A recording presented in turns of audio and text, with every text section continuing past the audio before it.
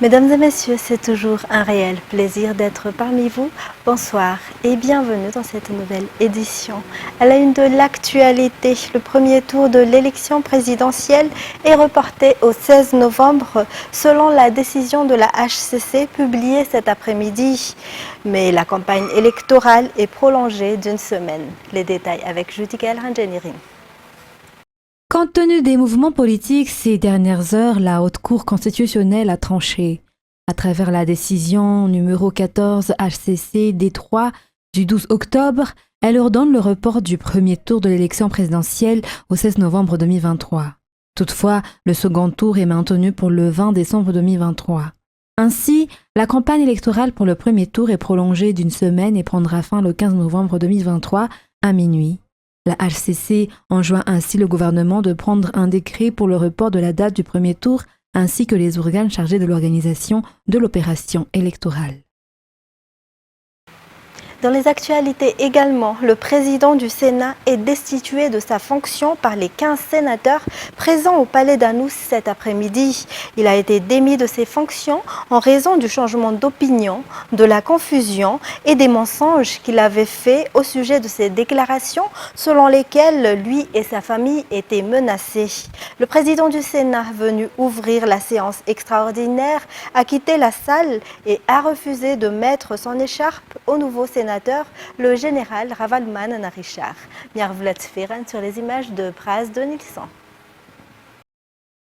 La séance extraordinaire de ce jour était prévue à 9h ce matin. Les sénateurs sont arrivés au Palais de Verre à 8h et ont tenu une réunion à huis clos. 10h15, les sénateurs se sont rendus dans la salle principale, mais l'attente a duré plus d'une heure car le président du Sénat n'était pas encore arrivé.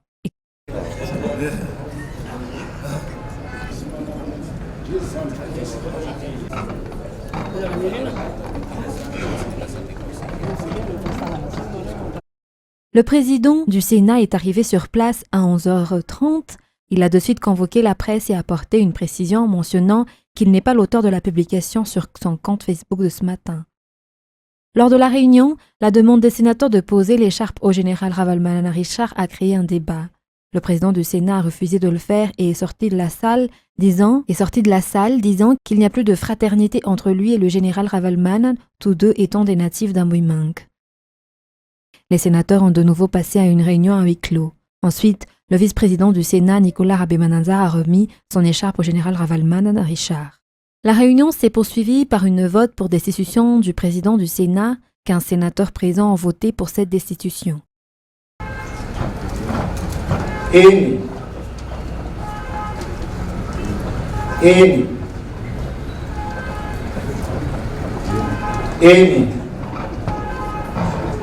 Farani ele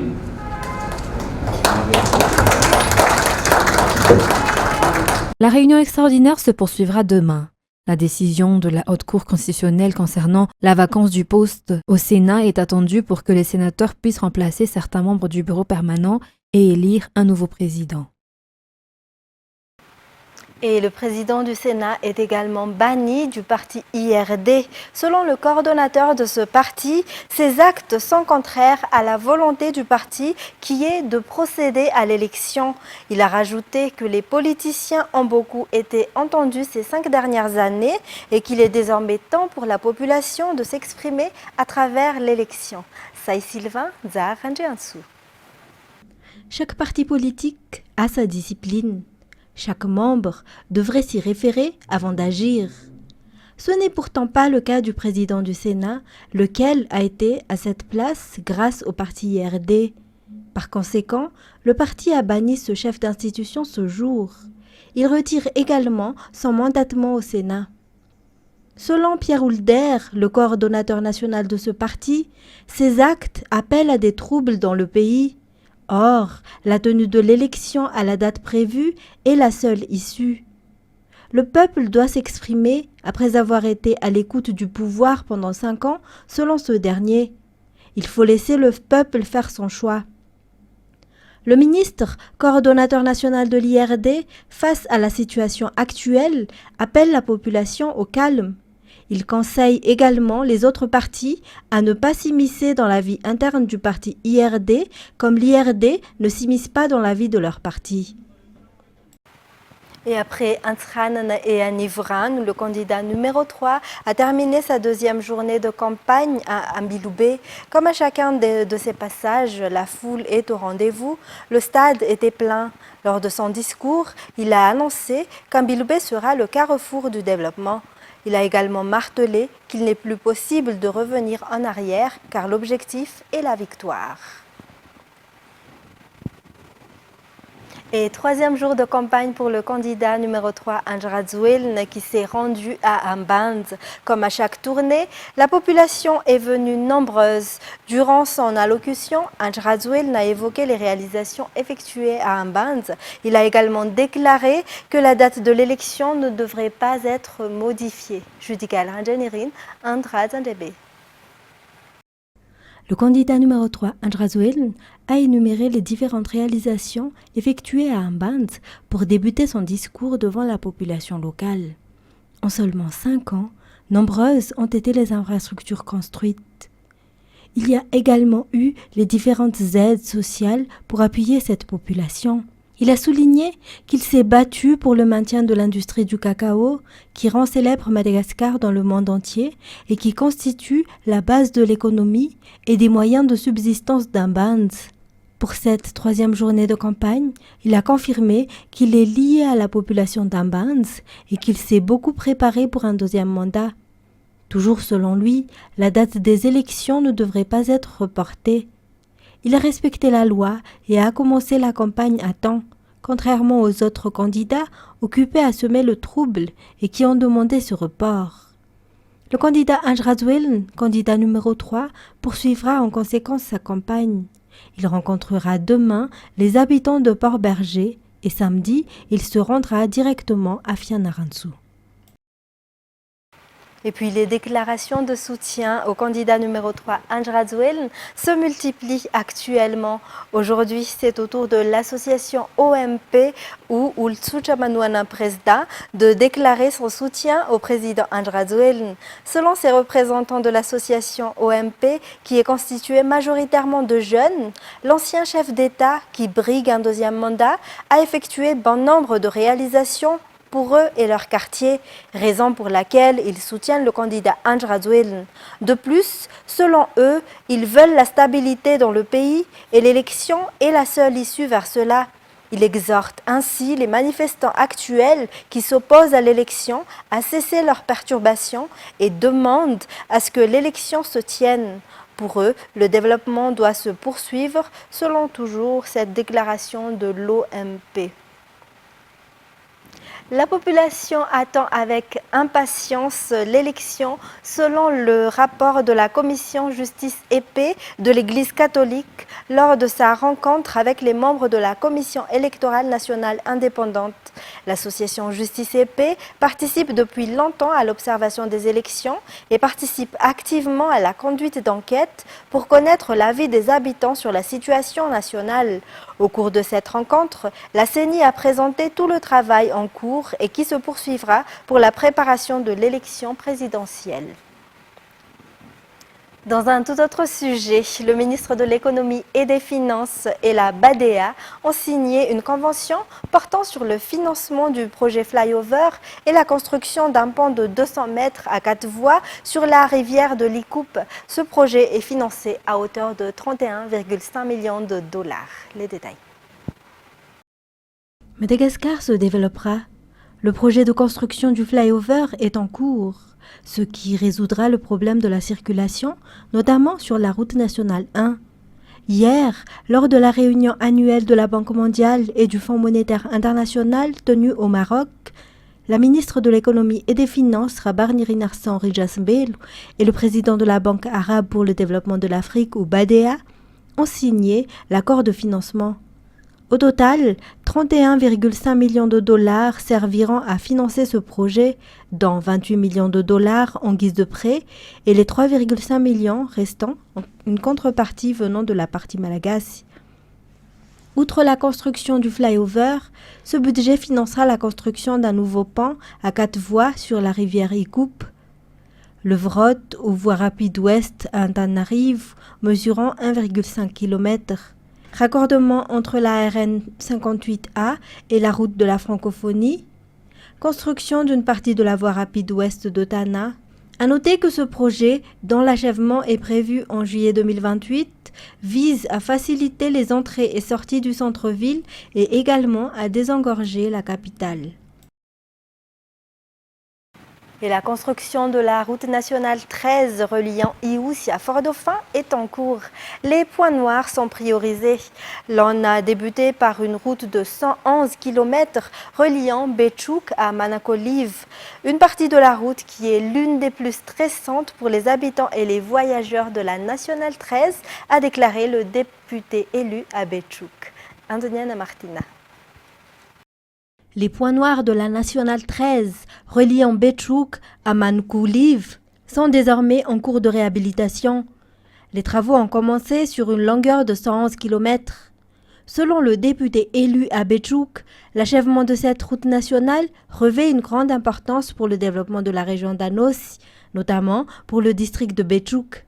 Il a déclaré que le gouvernement n'a pas oublié cette localité. Les travaux respecteront les normes en matière de construction de routes.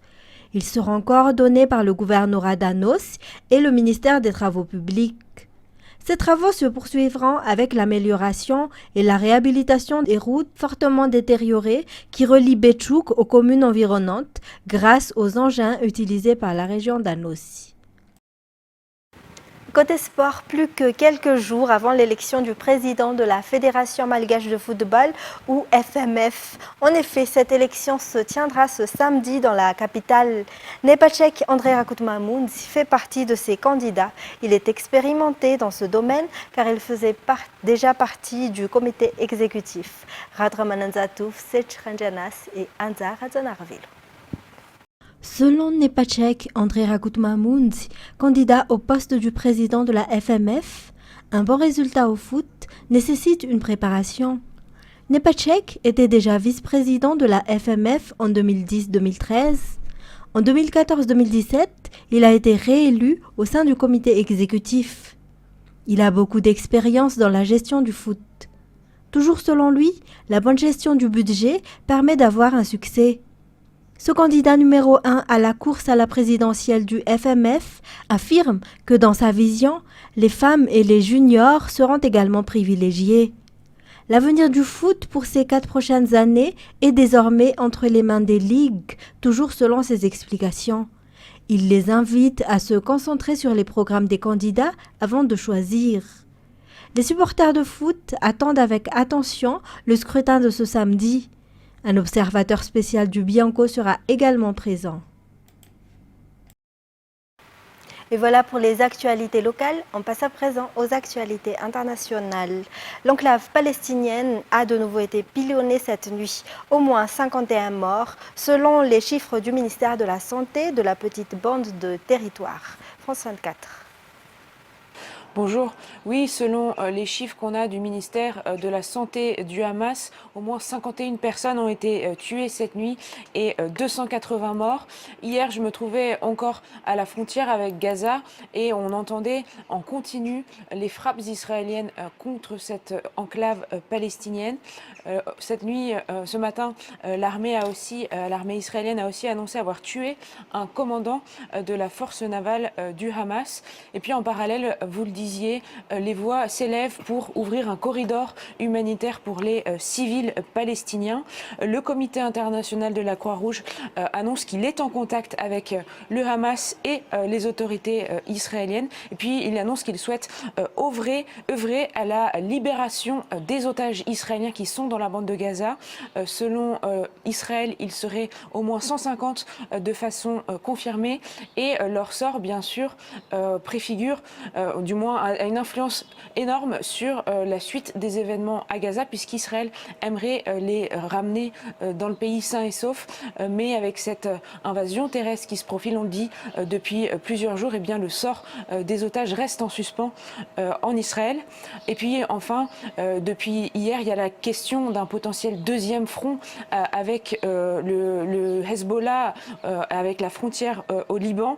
Il y a eu hier des frappes venues du Liban Liban des représailles israéliennes sur un poste du Hezbollah. Mais pour l'instant, eh bien, l'intensité de ces frappes n'a rien de comparable avec ce qui se passe au sud. Oui, très exactement. En fait, Al Jazeera a publié hier soir une vidéo qui montrerait la libération par le Hamas d'une femme et de 2 enfants.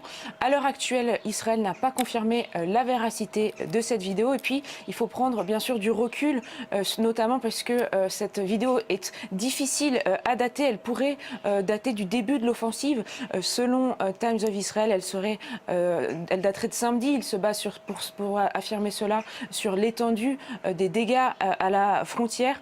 Le timing de cette publication est bien sûr loin d'être anodin puisque le Hamas veut se détacher de l'image d'un groupe islamiste daéchisé puisque ces images montrent bien que c'est également une guerre de communication et de timing. Dans un même temps, les informations sur les conditions, sur les massacres dans les kibbutzim sortent dans la presse internationale. L'armée israélienne verrouille les accès des kibbutz, mais autorise les journalistes internationaux à se rendre avec elle dans ces kibbutz, notamment à Kfar Aza et à Be'eri ces derniers jours. Les personnes qui étaient sur place parlent de scènes regardable de corps, de scènes effroyables de corps dans un état complètement inimaginable. Et dans ce contexte-là, eh bien, Israël maîtrise le timing de ses sorties dans la presse. Et ça, bien sûr, eh bien, c'est un grand enjeu communicationnel aussi en temps de guerre pour l'armée israélienne. Et au Liban, un calme précaire est évoqué dans le sud au lendemain d'échanges de tirs à la frontière libano-israélienne où est positionné le Hezbollah. Il fait également état d'une situation de confusion dans cette zone après de fausses alertes qui ont entraîné de vives tensions et une mobilisation des 2 côtés de la frontière. France 24. Écoutez, ce matin, c'est un calme précaire qui règne au sud du Liban, à la frontière donc libano-israélienne. Les derniers échanges de tirs ont eu lieu hier en fin de journée. 3 civils ont été blessés et des dégâts matériels ont été enregistrés. Un réservoir d'eau local a été aussi touché et des incendies se sont propagés dans des champs. Ce qu'il faut surtout retenir, eh bien, c'est la confusion qui règne en permanence sur la ligne bleue. Plusieurs fausses alertes ont entraîné eh bien, de vives tensions et une mobilisation des 2 côtés de la frontière. Ce fut le cas, par exemple, hier soir, lorsque des informations ont fait état d'une possible infiltration par voie aérienne. Pendant plus de 2 heures, la tension était à son plus haut point. En fin de soirée, Tsahal a finalement indiqué qu'aucune infiltration aérienne n'avait eu lieu en provenance du Liban. Dans ce contexte, eh bien, l'armée libanaise et la FINUL multiplient les patrouilles le long de la ligne bleue pour éviter toute escalade et empêcher de nouveaux tirs de roquettes en direction d'Israël. L'armée libanaise a localisé une rampe de lancement de roquettes installée par la branche armée du Hamas. La structure a été neutralisée. La situation au sud-Liban devrait être au menu du gouvernement aujourd'hui, cet après-midi, s'il arrive à se réunir, car depuis la fin du mandat de Michel Aoun, eh bien, plusieurs ministres rechignent à participer aux séances du cabinet, provoquant plusieurs défauts de quorum. Pour terminer, une grave sécheresse touche en ce moment l'Amazonie. Les fleuves sont à sec, conséquence de l'impact d'El Niño qui vient affaiblir encore la forêt primaire. Elle s'effondre de plus en plus vite et se transforme en savane. Ce poumon vert pourrait bientôt relâcher des millions de tonnes de gaz carbonique dans l'atmosphère. Et si le président Lula da Silva a réussi à diviser par 2 le rythme de la déforestation, elle se poursuit. Alors que face au danger, il faudrait tout stopper immédiatement. France 24. En Amazonie, eau potable, médicaments et alimentation commencent à manquer. Pourquoi? Eh bien déjà parce que le fleuve en Amazonie, c'est un moyen de déplacement, parfois le seul moyen de déplacement pour des villageois, des villages qui sont aujourd'hui complètement isolés, coupés du monde.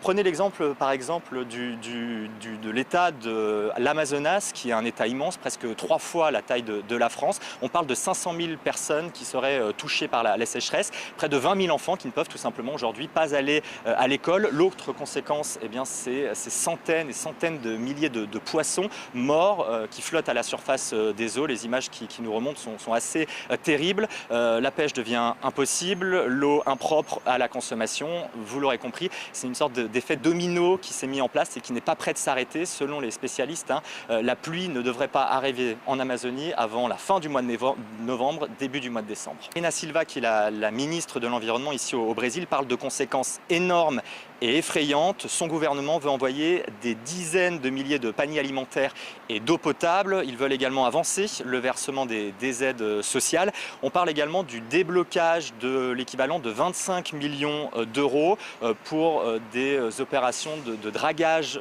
du fleuve. Ça consiste concrètement à creuser au fond du fleuve pour augmenter le niveau des eaux. Vous l'aurez compris, des solutions qui paraissent bien dérisoires au vu des conséquences. Le gouvernement Lula insiste pourtant sur le fait que depuis le début de l'année, la déforestation a diminué de moitié en Amazonie, ce qui n'empêche pas des incendies énormes en cours actuellement dans la forêt. Mesdames et messieurs, c'était les points essentiels de cette édition. Merci à vous de l'avoir suivi. Toute l'équipe de la rédaction vous donne rendez-vous dès demain pour de nouvelles éditions. Au revoir et passez une excellente soirée sur Viva.